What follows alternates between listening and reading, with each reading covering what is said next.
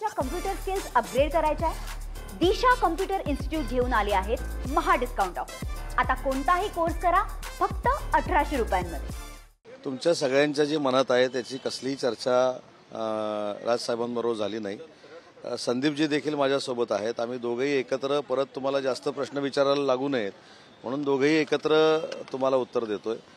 सकाळी या भागा परिसरामध्ये मी माझ्या काही डिपार्टमेंटच्या कामानिमित्त आलो होतो।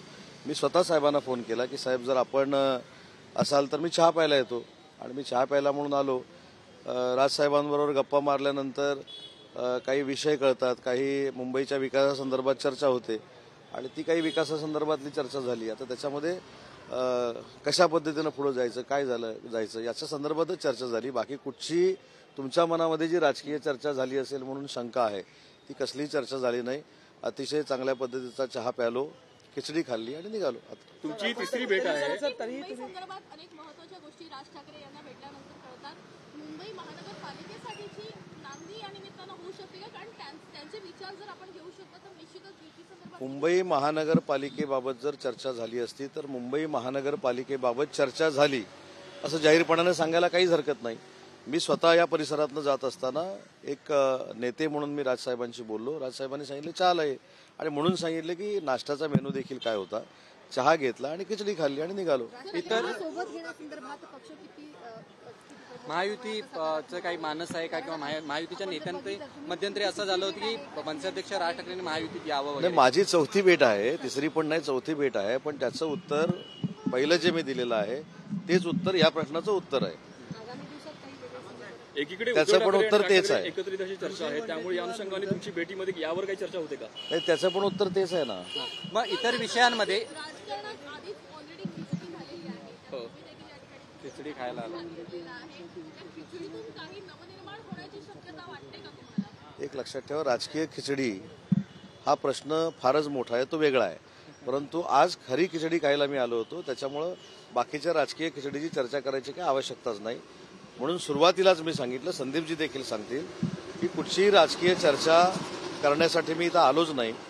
उलट साहेबांना देखील, राजसाहेबांना देखील वेळ होता थोडा, या परिसरातनं मी चाललो होतो, त्यांना भेटण्यासाठी आलो, त्यांची भेट घेतली आणि आता निघालो। इतर विषयांमध्ये एक मिनिट, इतर विषयांमध्ये महाराष्ट्राच्या राजकारणात अराजकीय बैठका आता सुरू झाल्यात, कसं मला वाटतं? नाही, मला असं वाटतं की राजकारणाच्या पलीकडचे देखील संबंध असतात। फक्त एखाद्याची भेट झाली म्हणजे उद्या संदीपजी आणि मी चालताना जरी भेटलो तरी आम्ही युती संदर्भात भेटलो अशी चर्चा होते, हे चुकीचं आहे। मला असं वाटतं की आपल्याला देखील मला विनंती करायची आहे की काही भेटींकडे हे आपण देखील अराजकीय बघितलं पाहिजे आणि आजची भेट ही अराजकीय होती। आता मी इथनं एकनाथ शिंदे साहेबांना भेटायला जाणार आहे, मुक्तागिरीवर जाणार आहे। तुम्ही परत असं ग्रह करून घेणार की आता मी इथं जे काय बोललोय राजसाहेबांबरोबर ते मी आता मेसेज घेऊन मुक्तागिरीला शिंदे साहेबांकडे चाललेलो आहे, असं काही झालेलं नाही।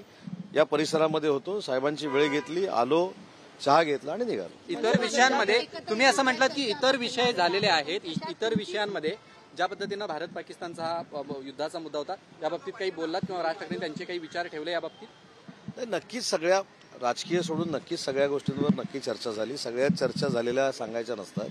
मुद्दा असा आहे की राजकीय गोष्टी आणि अराजकीय गोष्टी, त्याचा उल्लेख मगाशी तुम्ही केला। आज ज्या सगळ्या गोष्टी झाल्या त्या अराजकीय झाल्या आणि ज्यावेळी खऱ्या अर्थानं राजकीय करायचे असतील आणि राजकीय करण्यासंदर्भामध्ये शिंदे साहेबांचा निरोप घेऊन किंवा राजसाहेबांचा निरोप घेऊन मी शिंदे साहेबांकडे जाईन, त्यावेळी अख्खी मोठी प्रेस कॉन्फरन्स मी आणि संदीपजी घेऊन सांगू ना आम्ही। एकंदरीत या तणावावरती काय म्हणतात अध्यक्ष? उद्धव ठाकरे यांची साथ सोडलेली आहे, काय सांगाल? एक मिनिट, काय तेजस्वी घोसाळकर यांनी उद्धव ठाकरे यांची साथ सोडलेली आहे, महत्वाच्या नेत्या पक्षामधले त्या मानल्या जात होत्या, त्यांनी राजीनामा दिलेला आहे, काय सांगाल?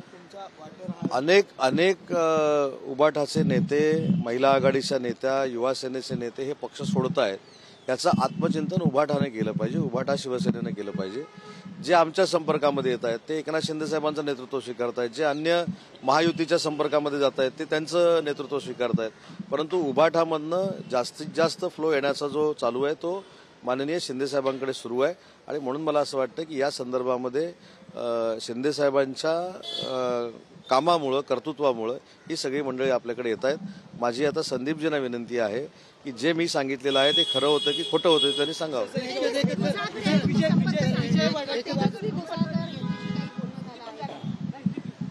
काय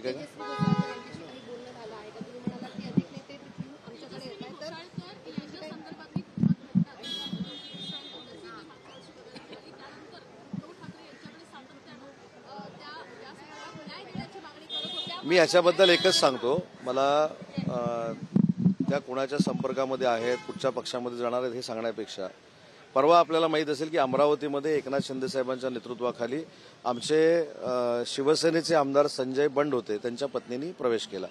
त्यांनी त्यांची व्यथा हीच सांगितली की एखादा आमदार या दुनियेतून निघून गेल्यानंतर त्याच्या कुटुंबाला जे पाठबळ द्यावं लागतं ते दुर्दैवानं आम्हाला मिळालं नाही. मी अपक्ष म्हणून निवडणूक लढवली, त्यावेळी माझ्याबरोबर साथीला कोण आलं नाही, म्हणून मी एकनाथ शिंदे साहेबांचं नेतृत्व स्वीकारते असे त्यांनी सांगितलेलं. आणि तीच परिस्थिती प्रत्येकावर आहे. मला असं वाटतं की त्याच्यावर आपण नंतर बोलू. आता जी भेट झाली त्याचा पुरावा संदीपजी या ठिकाणी आहे, ते आता आपल्याशी बोलतील. त्यांच्या या भेटीवर विरोधक आता टीका करू लागलेले. तुझे वडट्टीवार म्हणतात की युती होणार नाही तरी चपला चिजवण्याचं काम सुरू आहे. मला असं वाटतं की संपलेल्या पक्षाच्या नेत्यांना उत्तर द्यावं असं मला वाटत नाही. त्यांनी स्वतःच्या पक्षवाढीसाठी पहिला वेळ द्यावा, स्वतःचा पक्ष वाढवावा.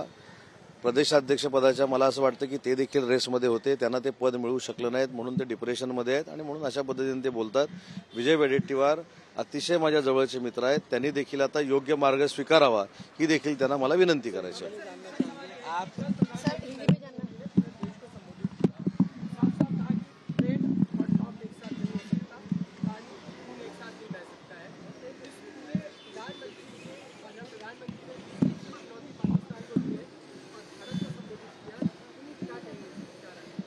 माननीय देश के पंतप्रधान नरेंद्र मोदी साहब ने जो 4-5 दिन भारत और पाकिस्तान के बीच युद्धजन्य परिस्थिति थी उसके बारे में बयान दिया है. अपने सैनिकों ने कैसा आक्रमण किया था, उन्होंने कैसा सबक सिखाया पाकिस्तान को, वो भी उन्होंने विशद किया है. इसलिए नरेंद्र मोदी साहब ने डिफेंस के बारे में जो कुछ कहा है उसके ऊपर मैं मंत्री करके बयानबाजी करना ये उचित नहीं है.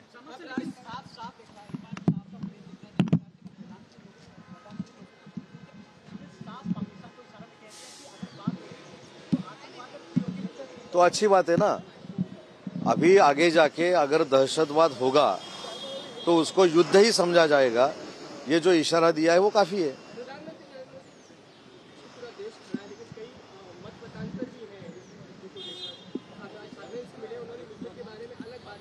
नहीं सुनो, ये इसके बारे में कुछ भी चर्चा नहीं हुई. इसके बारे में देश के माजी डिफेंस मिनिस्टर शरद पवार साहब ने जो बयान दिया है उसकी तरफ मैं ध्यान आपका देता हूं, क्योंकि उन्होंने कहा कि इसके बारे में ऐसा पब्लिक में आके बात करना अच्छी बात नहीं है.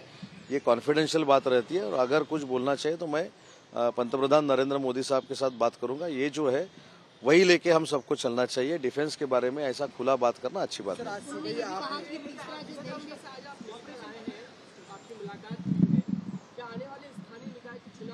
नहीं. मैंने मेरी भूमिका क्लियर की है. मैं इस इलाके में था, मैंने खुद राज साहब को फोन लगाया, मैंने उनको विनती की कि मैं चाय पे आऊं क्या, तो उन्होंने मेरे को बुलाया. मैं चाय पे आ गया, खिचड़ी खा के बाहर निकला. अरे महाराष्ट्र में बम्बई है, बम्बई में शिवाजी पार्क है और मैं महाराष्ट्र का मंत्री हूँ. अच्छे काम के लिए कहाँ भी जा सकता हूँ.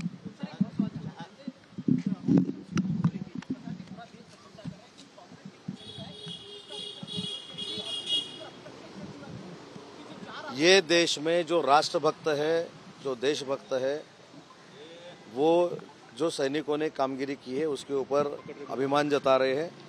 और जो देशभक्त नहीं है वो ऐसे बात कर रहे हैं जो कांग्रेस वाले हैं.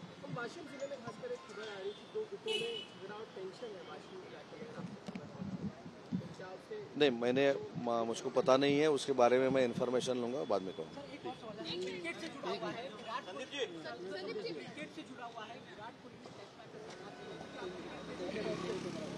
विराट कोहली ने नहीं, इसके बारे में मेरा खुद का मानना और कहना ऐसा है कि विराट ने बहुत जल्दी की है.